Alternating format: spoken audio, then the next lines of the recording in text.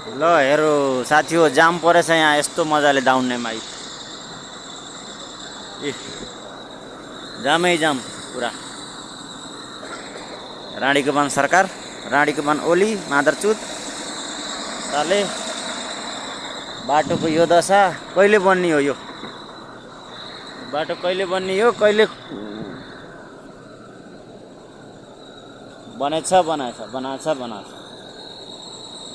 यो भन्दा राम्रो त धरानको श्रमदान हो नि। फटाफट गरेछ जामजुम। हर्का साम्पाङले राम्रो गरेछ बरु। यो बजेटबाट नि यो काम सकाउन सक्दैन, श्रमदानले बरु राम्रो गर्छ। देशैभरि श्रमदानको आवश्यकता परे जस्तो लाग्छ मलाई धरानमा हेरेर।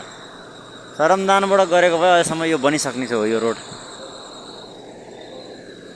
हेर्नु त बिचल्ली दाउन्नेको। राति 9 बजे बसमा बसेको अझैसम्म चाहिँ नि दाउन्ने कटिएको छैन। जामै जाम। दुम्की बासमा पुल भाँसिएको छ।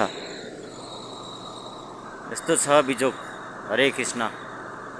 हे नेपाल आमा। विदेशीले पनि सरापिसकेछन् कस्तो रहेछ नेपालको नेता, नेपालको कार्यकर्ताहरू भनेर।